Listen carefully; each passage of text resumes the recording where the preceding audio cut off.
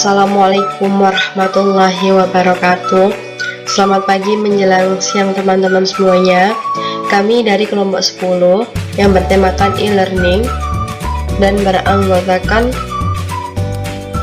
Nurin Izzatul Mufidah 9321 27519, Siti Mutmainah 9321 29119, Tasya Safani Rosita 9321 29919, dan Misbahul Munir 9321 34419. Pertama, marilah kita perkenalan dulu dengan LMS dan CMS. Apa sih LMS itu dan apa sih CMS itu? Content Management System atau CMS adalah sebuah sistem yang memberikan kemudahan kepada para penggunanya dalam mengelola dan mengadakan perubahan isi sebuah website dinamis tanpa sebelumnya dibekali pengetahuan tentang hal-hal yang bersifat teknisnya.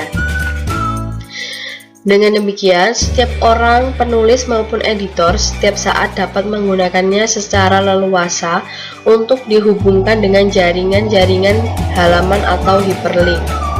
Adapun dua jenis web, yakni web statis dan web dinamis. Web statis sendiri merupakan sebuah web yang isinya tidak bisa berubah-ubah dan tidak memiliki database sebagai tempat penyimpanan kontennya.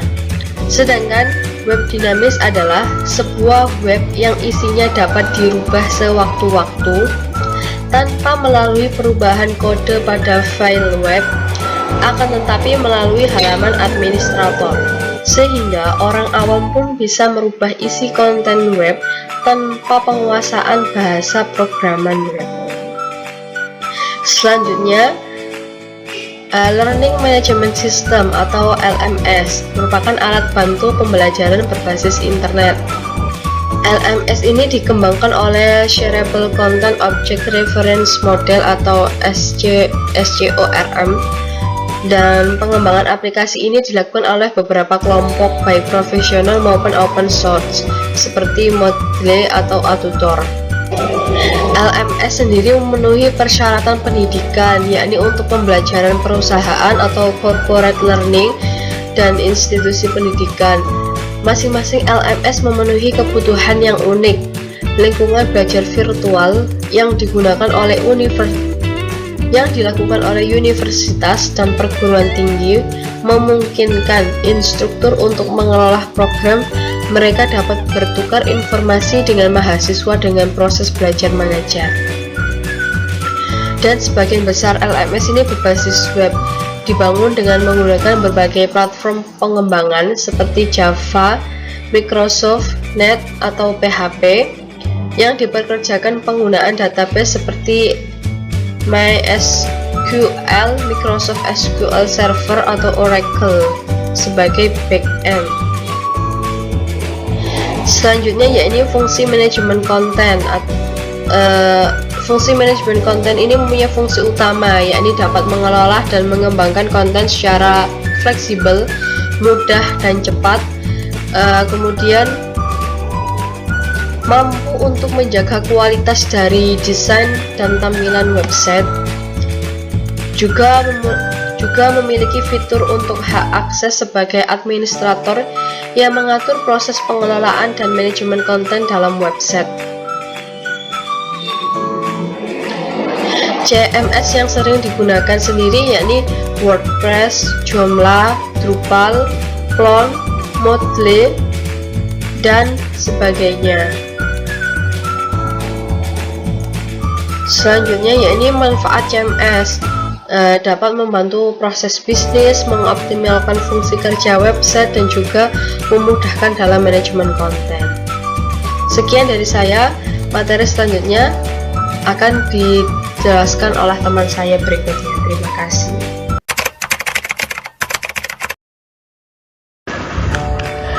Selanjutnya saya Siti Mutmainah akan melanjutkan penjelasan yakni manajemen konten.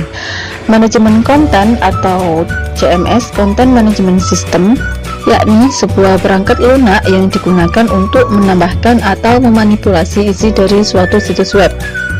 Biasanya CMS terdiri dari dua elemen. Elemen yang pertama CMA, Content Management Application. Elemen yang kedua CDA, Content Delivery Application. CMS yang sering digunakan yakni WordPress, Joomla, Drupal, Plone, vBulletin, Moodle, MediaWiki, OpenCart, dan juga PrestaShop. Sebelum mempelajari cara membuat website dengan WordPress, Anda juga perlu tahu tentang perbedaan WordPress.com dan juga WordPress.org. Perbedaan dasar di antara keduanya terletak pada host aktualnya. Jika menggunakan WordPress.com, Anda tidak perlu pusing-pusing mengeluarkan uang untuk hosting dan domain untuk website karena sudah disediakan langsung dari WordPress secara gratis. Namun, fasilitas di WordPress.com ini terbatas. Domain Anda harus custom dari WordPress, yaitu di belakangnya terdapat WordPress.com. Berbeda dari versi gratisnya, WordPress.org memberikan keleluasaan dan berbagai fasilitas lain. Anda bisa memiliki website dengan Anda membuat domain. Langsung saja kita ke pembuatan WordPress. Di sini saya login menggunakan email. Ketika kita membuka email, akan ada email dari WordPress. Lalu kita disuruh untuk login ke WordPress tersebut melalui email yang sudah di-emailkan oleh WordPress. Kita klik emailnya, lalu kita klik login to WordPress.com. Kita akan dialihkan lagi menuju webnya WordPress. Selanjutnya kita klik continue to WordPress.com.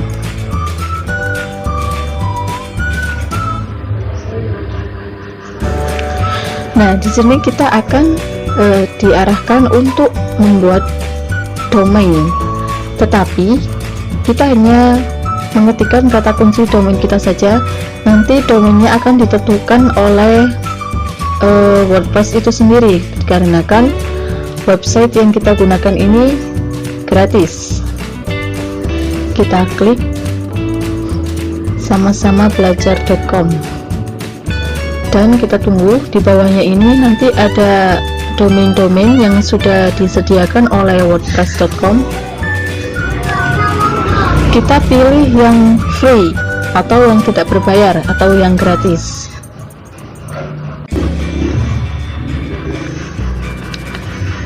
Oke, kita klik or start with a free site. Kita gunakan situs yang gratis.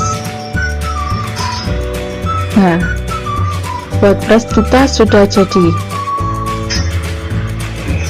Kita sudah masuk ke dashboard WordPress. Ini tampilan dashboard dari WordPress yang gratis. Dan di sini situs kita juga bisa menyeting situs WordPress kita, mulai dari mengubah nama situs, tapi domainnya tidak bisa diubah karena domain tersebut sudah diatur oleh WordPress itu sendiri.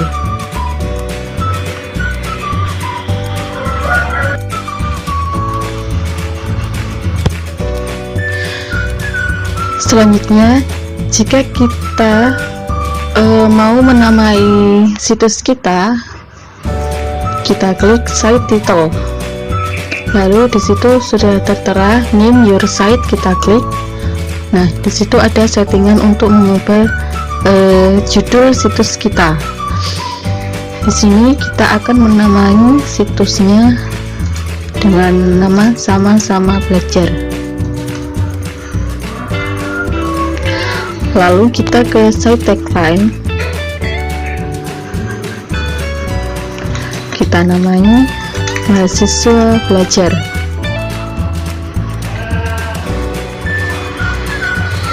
Selanjutnya, kita juga bisa mengubah icon situs kita. Kita ubah ikonnya dengan gambar-gambar yang menarik.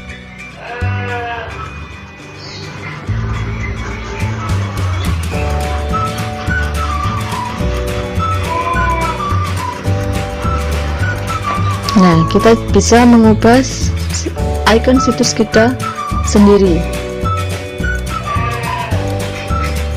Kita atur gambarnya.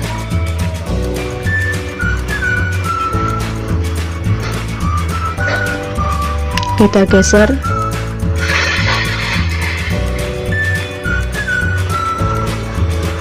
Oke, sudah cukup. Kita klik. Nah, situs kita sudah ada namanya dan juga sudah ada ikonnya. Tapi alamat situs kita tetap ya tidak berubah, karena alamat situs itu yang membuat dari WordPress sendiri, kita tidak bisa mengubahnya. Nah, kita klik save setting dan berhasil. Nah, situs kita sudah ada namanya dan juga sudah ada ikonnya. Kita cek lagi.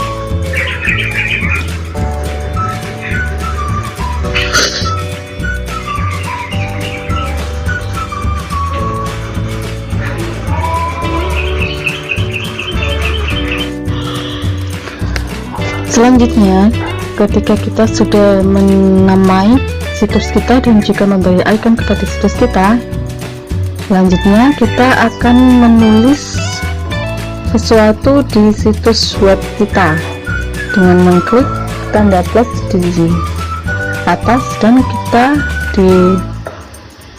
diberikan tema-tema di situs kita.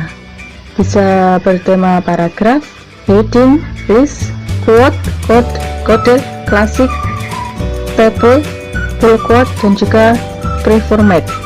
Ada banyak sekali tema-tema di situs web kita, tergantung tema apa yang kita buat di situs web kita.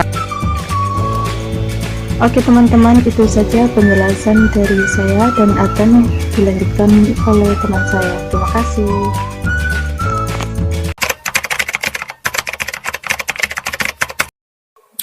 Perkenalkan, nama saya Misbahul Munir, nomor NIM 9321344919. Di sini saya akan menjelaskan pengenalan LSM yang berupa open source dan berbayar. Sistem manajemen e-learning dari open source atau secara umum itu dikatakan gratis, jadi tidak berbayar dan berbasis online. Semua dapat memodifikasi kode sumber agar sesuai dengan kebutuhan yang diinginkan. Selain itu, banyak opsi sumber terbuka yang memiliki komunitas daring aktif, yang berarti semua orang bisa mendapatkannya dengan cara mendownload. Salah satu contoh dari LSM yang tidak berbayar adalah mode Google Classroom yang biasa kita gunakan pada saat kuliah daring, terus dan Edmodo dan lain sebagainya. Masih banyak lagi. Pasti dari aplikasi yang tidak berbayar pasti mempunyai kekurangan dan kelebihan.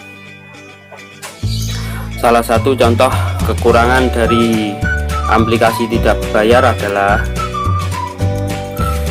yang pertama adalah kita harus membayar.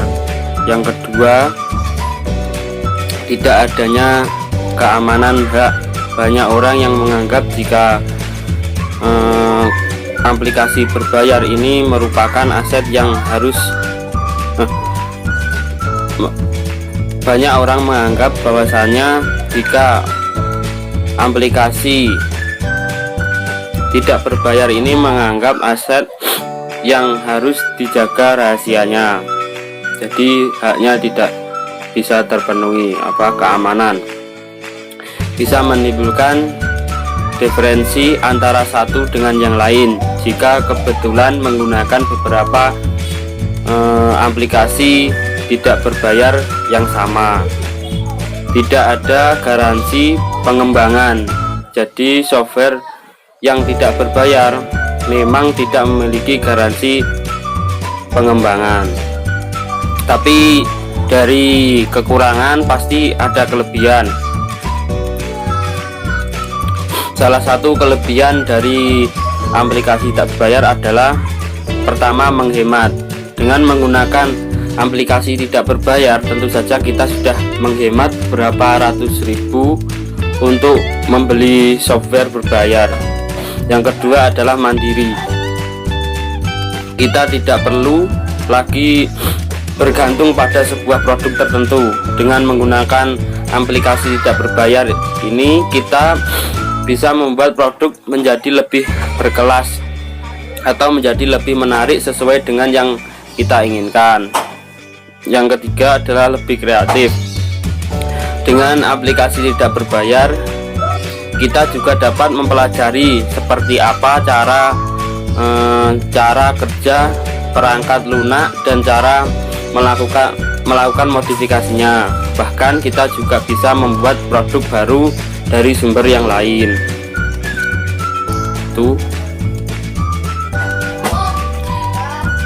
Yang kedua adalah aplikasi berbayar.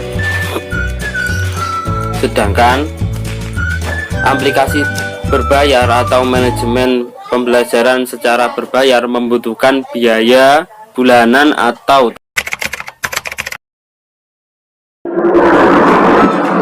Baik, saya Nurin Izzatul Mufidah dengan NIM 9321275119. Di sini saya akan melanjutkan materi yaitu mengenai manajemen kelas.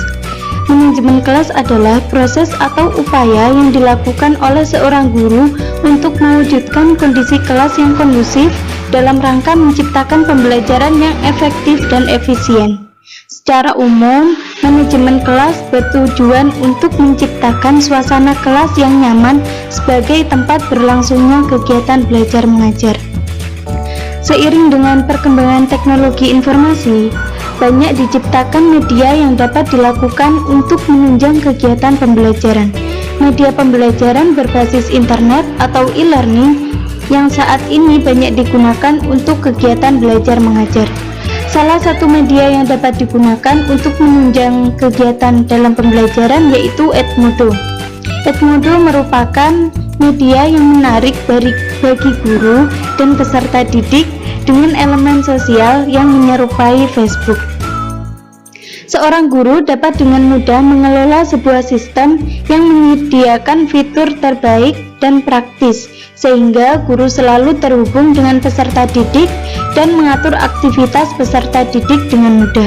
Kegiatan pembelajaran yang dapat digunakan sesuai dengan fitur yang tersedia pada Edmodo yakni konten sharing atau berbagi materi pelajaran, penugasan, kuis, polling, serta memungkinkan adanya kegiatan diskusi pada fitur komentar.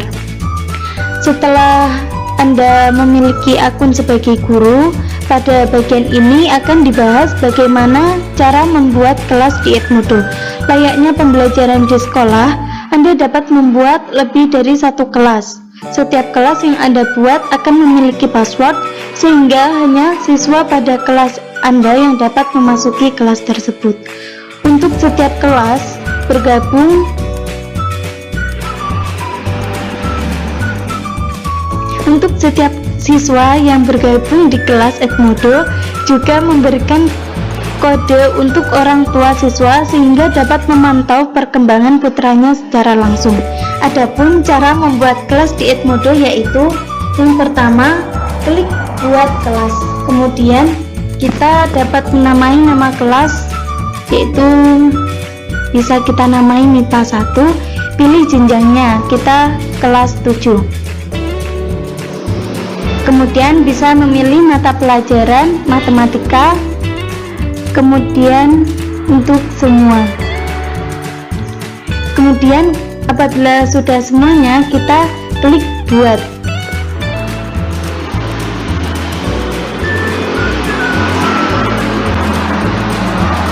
Nah, itu sudah jadi kelas untuk MIPA 1. Adapun ada kode kelas yang 3N3M2K ini, sebagai guru kita bisa mengcopy dan kita memberikan kepada siswa agar bisa bergabung pada kelas tersebut. Kemudian selesai. selanjutnya yaitu kita bisa diskusi bersama dengan siswa, yaitu di kolom diskusi tersebut kita bisa memposting file yang akan kita diskusikan.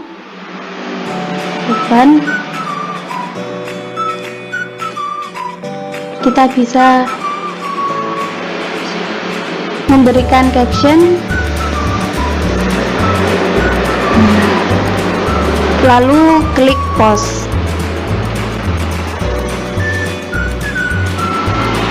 Nah, nanti setelah jadi, siswa bisa berkomentar pada kolom tersebut.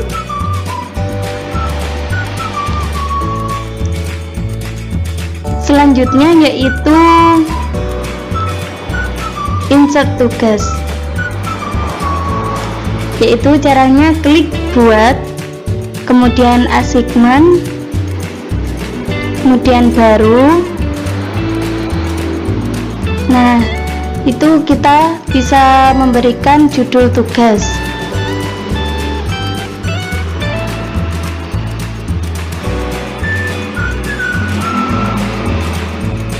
Kita bisa memberikan instruksi.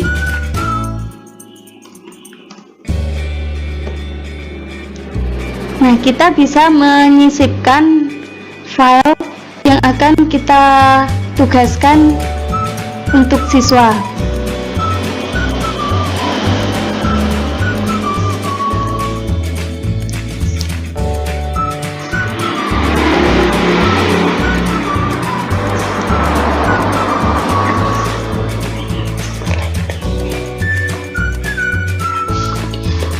Kemudian klik posting. Kita juga bisa mengatur tempo tugasnya itu harus dikerjakan sampai batas waktu. Kemudian klik tugaskan.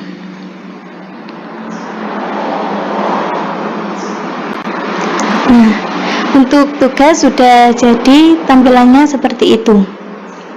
Kemudian yaitu insert materi.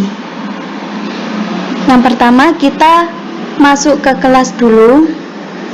Nah, kemudian kita bisa menyisipkan materi.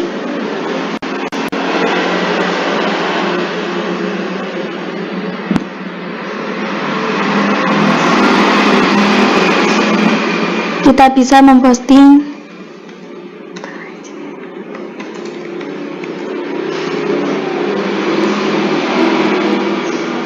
Kita tunggu. Apabila sudah, kita klik post.